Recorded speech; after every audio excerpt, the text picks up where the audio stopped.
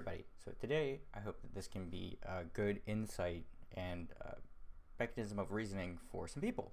So I have here with me the Monster White edition. It's the Zero Ultra.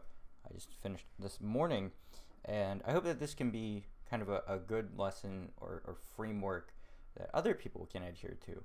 So I used to, as of like very recently, literally just this weekend, consume a lot of Monster and Red Bull and other energy drinks. It's just a very nice kind of easy thing to go about getting cranked through all of the work, all of the scientific studies that I have to go through to keep on top of being as knowledgeable as I am in the areas that I am. So you go through all the ingredients, totally fine. All of the ingredients for Red Bull are in fact plant-based, and this is something I want to show you guys. So, is Red Bull energy drink vegan? They don't say yes or no. To date, the U.S. Food and Drug Administration (FDA) has not defined the term vegan. However, all Red Bull drink products do not contain any ingredients or substances derived from animals. So they can't say definitively yes because the scope of defining vegan has not been officially outlined by which what they can say. But reading that answer, it does seem like a little bit of a non-answer. So why is that? You go online and you find that Red Bull has their annual run for Wings. It's a whole Wings for Life Foundation thing that they sponsor. And Wings for Life Foundation is a research institute to cure spinal cord injuries, which supports animal testing because they state it is currently impossible to model the required neurobiological complexities solved in vitro. While they adhere to the 3 R's, replacement, reduction, and refinement, their funded projects have included invasive experiments on animals like rats and pigs. Now, people typically don't care about rats because they breed them just for that. That's a whole other thing. I still think that rat lives are still important because rats are, in fact, sentient. It's why I have so much beef with Impossible. Impossible is not vegan. I've made stuff about that in the past. They have tested on animals, and they said that they will continue to test on animals. So I don't consume Impossible. I was going through this whole rabbit hole because I had gone through, and for one of my apps that I'm currently in development for, I wanted to make sure that I outlined a lot of things that are and aren't vegan. So Red Robins, shout out to you guys for digging me down this rabbit hole. Have made it clear that Red Bull isn't suitable for a vegan lifestyle. And I went through all the ingredients and I was like, all of these ingredients aren't animal derived. Are they more concerned about the sugar? And I go on Red Bull's website and the sugar is still not animal derived, nor does it have any filtration for it that would otherwise indicate that it's not. So why is it not vegan? So I go through and then I start looking it up on the Reddit. On the Reddit thread around Red Bull isn't vegan, and I went through and went, whoa, what?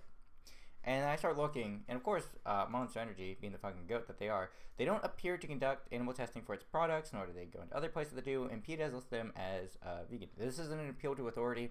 Vegan doesn't get to be defined solely by PETA. Some Monster Java products do contain dairy. While independent studies on energy drinks exist, they're not directly affiliated with Monster Energy's testing. Taurine is synthetic. Animal testing does not engage in animal testing as per some other things. And some products do, in fact, contain dairy. I just won't consume any of the ones that contain dairy. Obviously, there are also innumerable other energy drink brands that just don't engage in animal testing, or support any foundation or institutions that in fact do test on animals. There is nothing that states that Red Bull needs to support this foundation. And some people might say that, oh, well, that's really fucked up. They're doing really important things. We need to do this. Well, we could also argue that we need to find better ways in which we could find out how to better find the neurobiological complexities to be solved. With the advancement of AI, within other models, we could do that. And it might sound callous to say that, well, why do you have such an issue with trying to solve spinal cord injuries? And it's not that I don't. I think that's incredibly important. I also think that with the massive scope of infrastructure and technological advancement, that we should be allocating more time and resources into finding ways to eradicate the necessity for animal testing. It's obviously going to be one of the things that we have in terms of the importance of human advancement, but with AI, and not even within the purview of AI, but with our research and the capabilities that we have, not just in ultra fine peptideomics and all of these other capabilities that we can figure out within the scope of other models. Maybe the argument should be made that we need to better allocate our time and resources instead of killing other people in other countries into some things domestically, or try to push for an advancement for it. All that being said, that's a little bit of a side waffle and a tangent on just my personal views on advancement of non-animal invasive testing. And they do the 3 R's, which are replacement, reduction, refinement. Replacement is when you can replace the need for animals, that you do so. Reduction simply states that you should be using the lowest amount of animals to be tested for repeatable, verifiable, and the consolidated amount of animals should not be just let's kill 100,000 pigs or mice, rats, whatever it is, to make sure that we have any suitable amount of numbers. You want to use the lowest number of killing sentient beings possible. And then refinement. As you can go about things and you learn more and more about these things, you use a lesser and lesser amount for the specific problems that you're trying to fix. It's also overseen by an ethical committee to make sure that you're not mishandling things, you're not making these animals suffer more than what is absolutely necessary, and you only conduct the animal research when these things are in fact not capable to happen. But just knowing that they're supporting a company or a foundation that is crushing the backs or spines of rats and pigs, it doesn't quell well with me. So that's why I personally am not going to be purchasing any more Red Bull products until either the Wings for Life Foundation no longer decides that it will be testing on these animals because they've found a suitable solution, or until Red Bull themselves does not decide to donate to the Wings for Life Foundation. I know the whole Red Bull gives you wings, which now they've changed to just wings with multiple eyes as their logo because of the backlash that they got. Wings and Red Bull is like a very intertwined thing, but once they can get into human trials and there's no longer animal testing and they no longer will, I have no reason as to not do that. And I have seen some very strong points of individuals. So some individuals have said that, well, no, okay, what if we can't have someone buying a perfectly vegan product from a place that is otherwise going to provide not, then you can't even make the argument that we can go towards the grocery stores, because grocery stores will use the money that they profit from you to buy non-vegan products. And I feel like that's a false dichotomy. And the issue isn't that you're purchasing a vegan product from a non-vegan place and they're going to use that to fund more non-vegan things.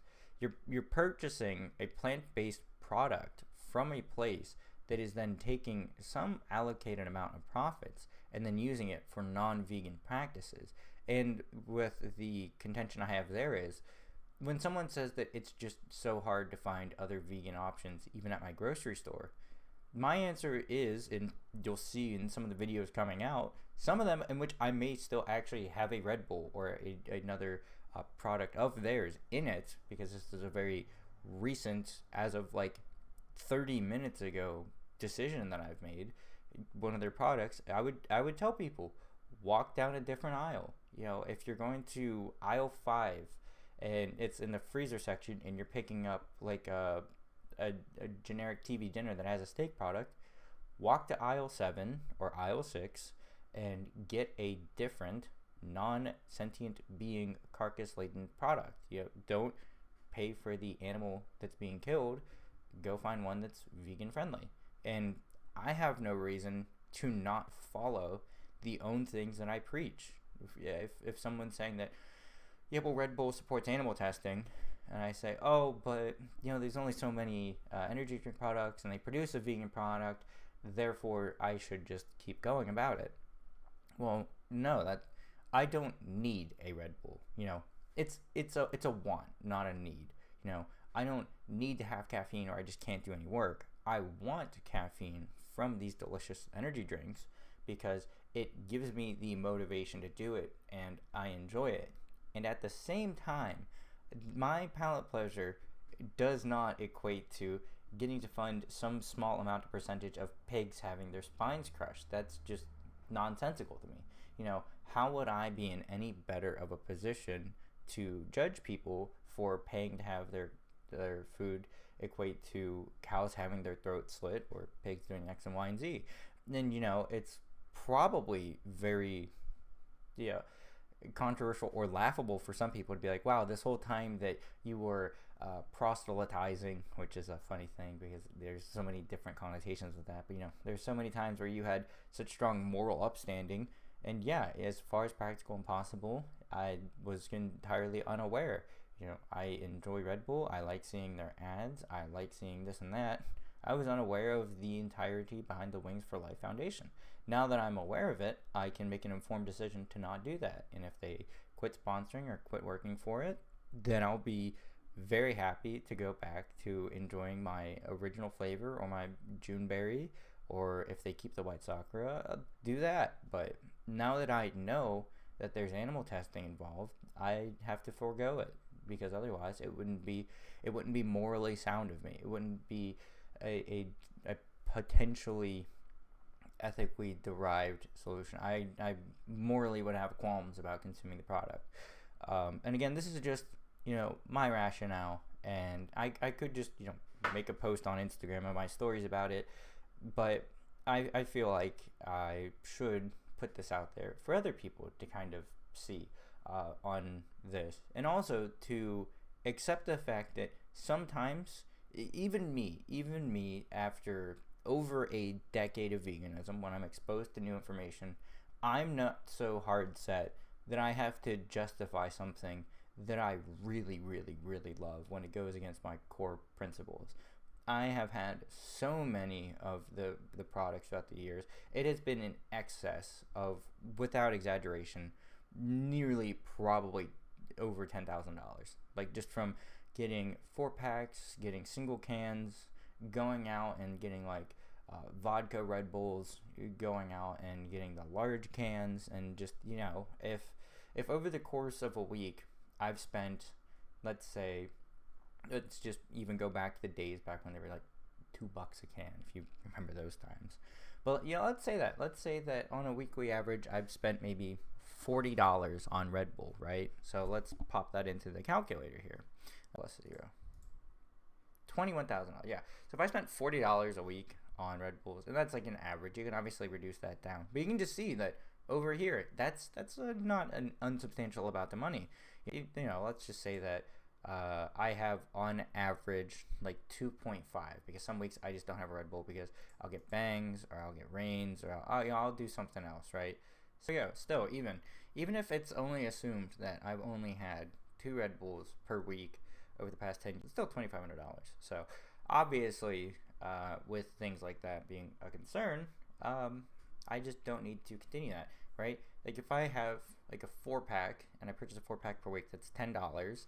The amount of money they make from that is obviously much lower, even though I'm getting a 4-pack for like $9.55 after some tax, roughly about $10. If I only had 4 Red Bulls per week and we did that, that'd be $10 per week, 52 weeks, $520 a year. Over the course of 10 years, that's another $5,000. Again, they don't see all of that.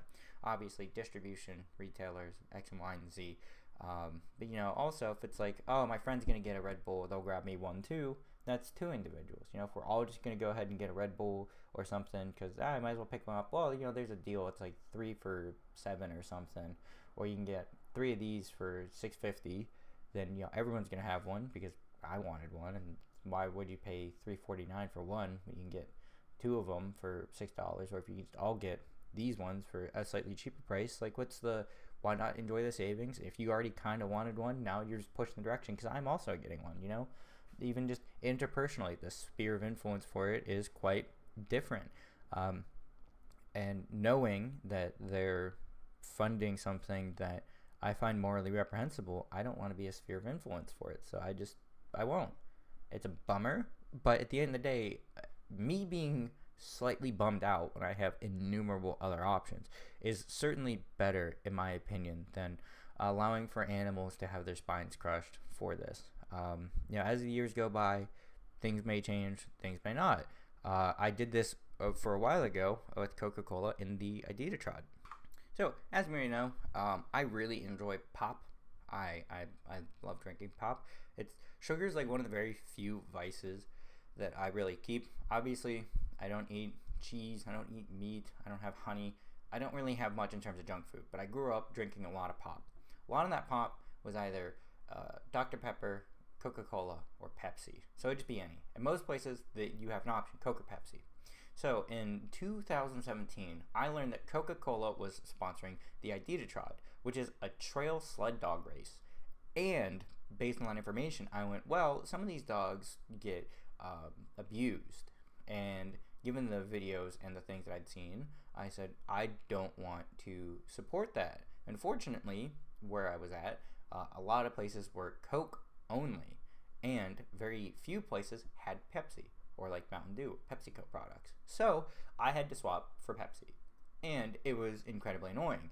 Half years until I saw this, that Coca-Cola ended its sponsorship of the Iditarod Trail Sled Dog Race in 2019 following intense pressure and campaigns from PETA regarding the safety and treatment of these dogs. Along with other major brands, Coca-Cola cut ties due to allegations of animal cruelty and high canine mortality rates during the event. So, as a response to that, I was like, oh, I can now enjoy Coca-Cola products because they're not directly doing these things. Now, if it comes to be that, X and Y and Z directly does this, X and Y and Z directly does that, as soon as I'm made aware of the information, I'll stop. Because, again, what did I miss out on where I didn't have a suitable replacement? I didn't. Was it more inconvenient? Yeah, but not really. Because I go to a restaurant, I can order a water with lemon. It's fine. Or if they have a yummy beverage, like if there's some raspberry drink product that's vegan friendly, I could have that instead. It wasn't that big of a deal to me. But you know what it was a really big deal to? Probably the dogs that were facing this backlash, or the funding that was going towards putting these dogs in these predicaments. Now, am I, as one person, could make the most significant impact and directly save one of the dogs' lives that doesn't go into the Iditarod? No. Are they still running the Iditarod? Probably. But when people in other organizations got tied because of public backlash, it probably urges them to have a higher sense of well-being towards the animals that they're forcing to do this.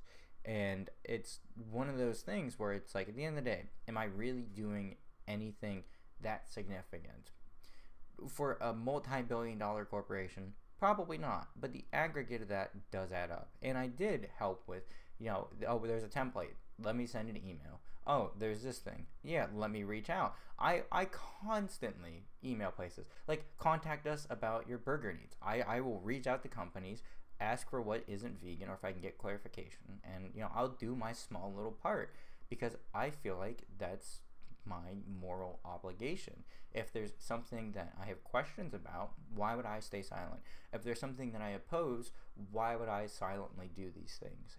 It's not to be better than other people. I have a whole video I just did yesterday about how frustrating this whole thing can be, because people think that, oh, vegans do this because they want to be morally superior. Vegans do this because they just want to feel good about themselves.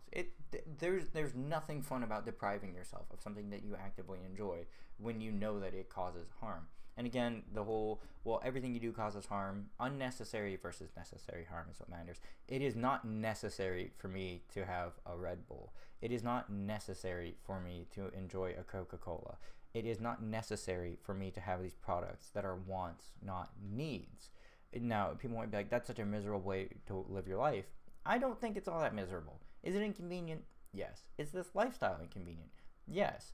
But at the end of the day, I would rather not be an individual that is partaking in these actions that I've learned about. It's fundamentally, in my opinion, wrong for me to have this information and do nothing about it.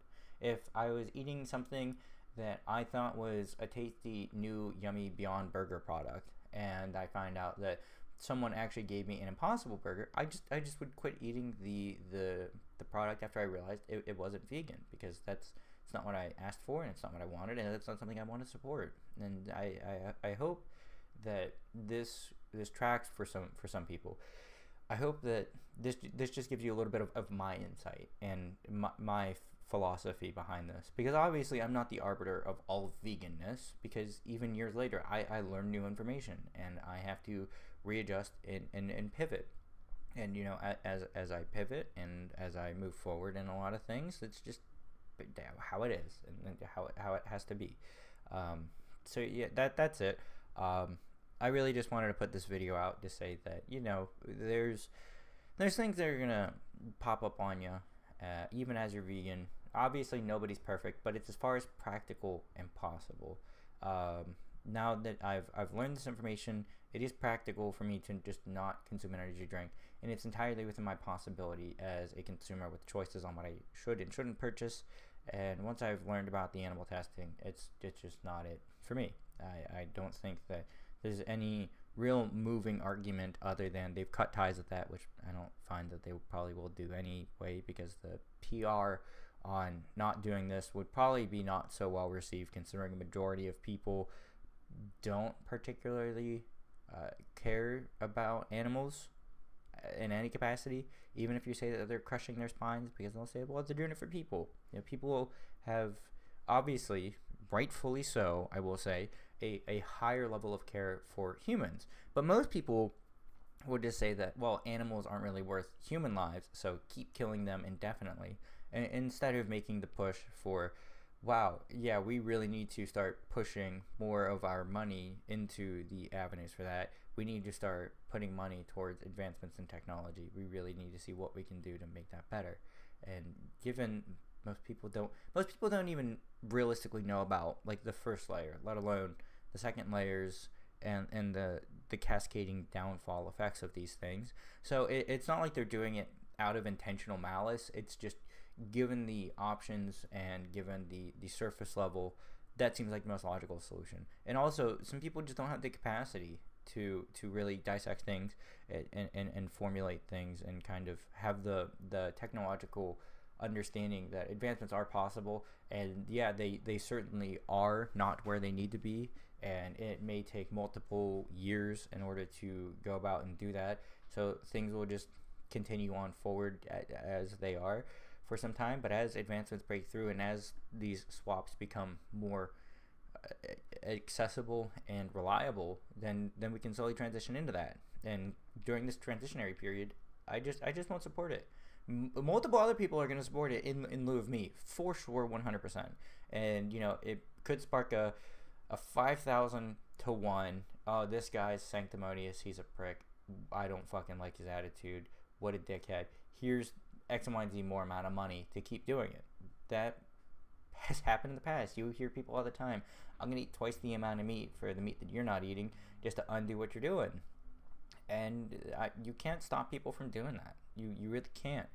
But at the end of the day, this is my solution to it, and I just want to be very transparent with you guys. So that's all. Hopefully you guys have gained a little bit of insight and perspective into my philosophical position, and see how I operate, because I like to be transparent about like everything I do. And if I've been told something that I'm doing isn't in line with my values, then I certainly do like to make changes, given that it's not something outlandish or impractical, like, oh, well, you're on the road and blah blah blah blah blah blah blah. Well, transportation, again, necessity.